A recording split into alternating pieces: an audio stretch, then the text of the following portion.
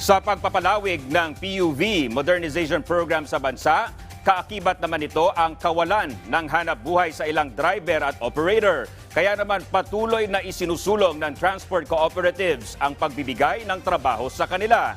Yan ang ulat ni Noel Talakay.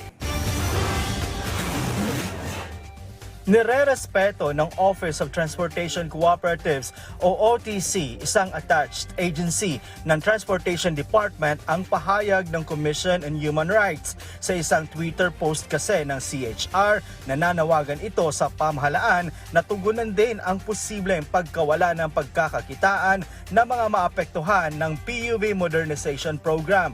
Sa isang weekly news forum kaninang umaga sa Quezon City, sinabi ni OTC Chairman Ando Ortega na kasama rin sa kanyang programa ang pagbibigay ng tulong tulad ng trabaho at bagong pagkakakitaan sa mga driver at operator na hindi sumama sa modernization.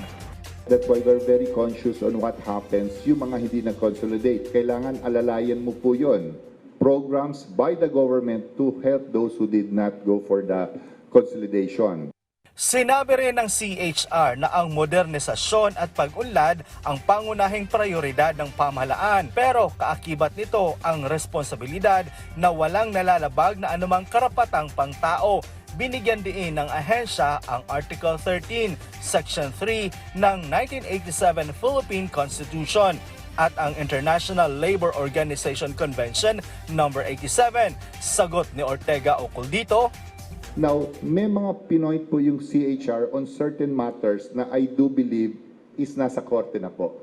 May certain matters po doon, yung about yung karapatan to form, etc. So, mahirap na po mag-comment regarding that because it's in the court and I'm sure the court will make the proper decision po regarding the matter.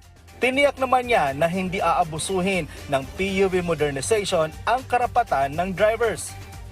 Rest assured po, yung programa ng modernisasyon, we are addressing yung mga sinasabi po, yung karapatan.